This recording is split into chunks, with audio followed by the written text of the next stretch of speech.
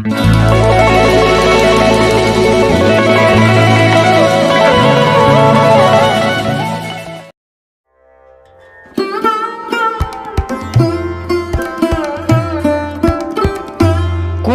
મેળો શાના આધારે નક્કી થાય છે અને કુંભ મેળાનું તેમનું પૌરાણિક મહત્વ શું છે અને તે કયા 4 સ્થાનો પર ભરાય છે તેની સંપૂર્ણ માહિતી આજે આપણે આ વિડીયોમાં જાણીશું.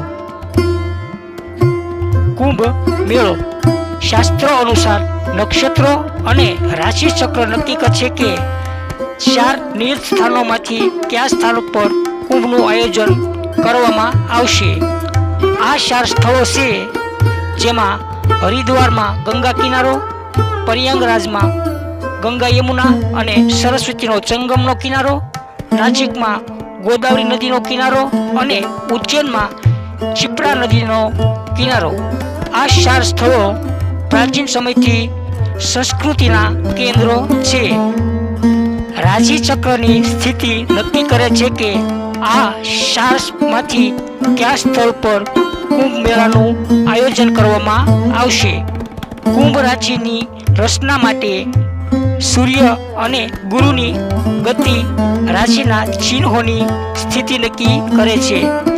જ્યોતિષશાસ્ત્ર અનુસાર કુંભ મેળાનું આયોજન ત્યારે જ થાય છે જ્યારે સૂર્ય અને ગુરુ એક રાશિમાંથી બીજી રાશિમાં પ્રવેશ કરે છે. તેના આધારે સ્થળ અને તારીખ નક્કી કરવામાં આવે છે. કુંભ મેળો 2025 મહાકુંભ મેળો આવતા વર્ષે એટલે કે જાન્યુઆરી 2025માં યોજાવા જઈ રહ્યો છે. મહાકુંભ 13 જાન્યુઆરીથી 26 ફેબ્રુઆરી સુધી ચાલશે. કુંભ મેળાનું આયોજન દર 12 વર્ષે 4 સ્થળોએ થાય છે, જેમાં પ્રયાગરાજ, હરિદ્વાર, ઉજ્જૈન અને નાસિક. આ વખતે યુપીના પ્રયાગરાજમાં મહાકુંભનું આયોજન થવા જઈ રહ્યું છે. આ મેળો માત્ર ધાર્મિક પ્રસંગ નથી પણ સાંસ્કૃતિક અને સામાજિક તહેવાર પણ છે. કુંભ મેળો 12 વર્ષે કેમ? આ મહાકુંભ મેળો દર 12 વર્ષે યોજાય છે. તેની પાછળ પણ એક કારણ છે. પૌરાણિક કથા મુજબ જ્યારે દેવતાઓ અને દાનવો વચ્ચે સમુદ્ર મંથનમાંથી નીકળેલા અમૃત કળશ પર હક જમાવવા માટે યુદ્ધ થયું હતું. દાનવો અમૃત પીને અમર થઈ જવા માંગતા હતા અને દેવતાઓ એવું નહોતા ઈચ્છતા. તેથી અમૃત માટે બંને વચ્ચે ખેંચતાણ શરૂ થઈ અને આ ખેંચાખેંચીમાં અમૃતના કેટલાક ટીપા પૃથ્વી ઉપર પડ્યા.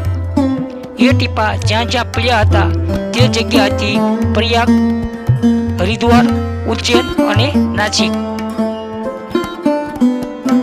કહેવાય છે કે આ યુદ્ધ 12 દિવસ સુધી ચાલ્યું હતું. દેવો અને દાનવોએ 12 દિવસ પૃથ્વીવાસીઓ માટે 12 વર્ષ ગણાય છે. તેથી જ ભારતમાં દર 12 વર્ષે કુંભ મેળાનું આયોજન આ 4 સ્થળો પર થાય છે. 12 વર્ષના આ યુદ્ધમાં 12 કુંભ હતા. તેમાંથી 4 કુંભ પૃથ્વી પર હતા જ્યારે બાકીના 8 કુંભ દેવલોકમાં હતા.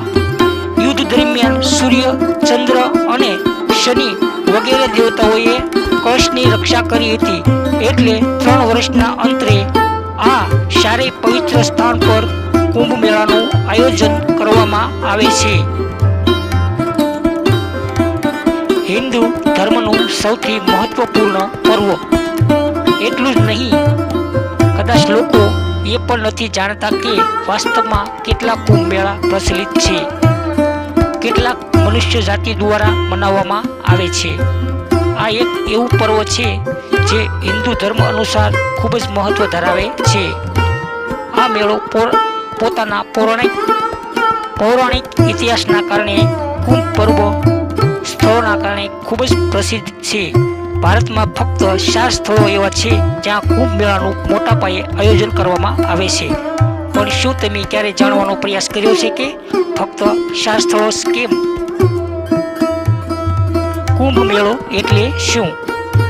સમુદ્રને મથવામાં આવ્યો ત્યારે મદાર પર્વતને વલણા તરીકે અને વાસુકી નાગનો વલોણાની રાશ તરીકે ઉપયોગ કરવામાં આવ્યો હતો અને દેવો અને રાક્ષસોએ 1000 વર્ષ સુધી સમુદ્ર મંથન કર્યું હતું. આખરે અમૃત કુંભ પ્રાપ્ત થયો અને દેવો અને રાક્ષસો વચ્ચે લડાઈ થઈ. એ દરમિયાન ગરુડજી દેવોની આજ્ઞા અનુસાર કુંભને સ્વર્ગલોકમાં લઈ જતા હતા. ત્યારે કુંભ સલકાતા અમૃતના ટીપા પડ્યા. ત્યાં કુંભ મેળો યોજાય છે એવી પુરાણોમાં કથા છે. યુદ્ધ દરમિયાન ભૂલથી કળશમાંથી પવિત્ર અમૃતના 4 ટીપા ધરતી પર પડ્યા. પહેલું ટીપું પ્રયાગ એટલે કે અલ્હાબાદમાં પડ્યું, તો બીજું શિવનગરી હરિદ્વારમાં, ત્રીજું ટીપું ઉજ્જૈનમાં અને ચોથું ટીપું નાસિકમાં પડ્યું. આ જ કારણ છે કે કુંભ મેળાને આ 4 સ્થળો પર ઉજવવામાં આવે છે. એવું કહેવાય છે કે તે સમયે ચંદ્રએ ઘટ પ્રસરણ થવા પર, સૂર્યને ઘટ ફૂટવા પર અને ગુરુએ દૈત્યોના અપહરણથી તથા શનિએ દેવેન્દ્રના ભયથી ઘટની રક્ષા કરી હતી. આ કંકાસને શાંત કરવા માટે ભગવાન વિષ્ણુએ મોહિની રૂપ ધારણ કર્યું અને બધાને અમૃત વેચીને પીવડાવ્યું. આ રીતે દેવ અને દાનવનો યુદ્ધનો અંત થયો. 12 દિવસ 12 વર્ષ સમાન. આ કથા મુજબ અમૃત પ્રાપ્તિ માટે દેવ દાનવોમાં 12 દિવસ સુધી યુદ્ધ થયું હતું. પરંતુ પૃથ્વીલોકમાં સ્વર્ગલોકનો 1 દિવસ 1 વર્ષ મુજબ માનવામાં આવે છે. એટલે કુંભ પણ 12 હોય છે. તેમાંથી 4 કુંભ પૃથ્વી પર હોય છે અને બાકીના 8 કુંભ દેવલોકમાં છે. મનુષ્ય જ્ઞાતિને અન્ય 8 કુંભ ઉજવવાનો અધિકાર નથી. આ કુંભ એક જ લોકો ઉજવી શકે છે જેને દેવતાઓને સમાન શક્તિ તથા યશ પ્રાપ્ત હોય. આ જ કારણ છે કે બાકીના 8 કુંભ દેવલોકમાં જ ઉજવવામાં આવે છે. કુંભ મેળામાં શ્રદ્ધાનું મહત્વ. એવું કહેવાય છે કે કુંભ મેળા દરમિયાન શ્રદ્ધા ભાવથી સૌથી ઉચ્ચમ માનવામાં આવે છે.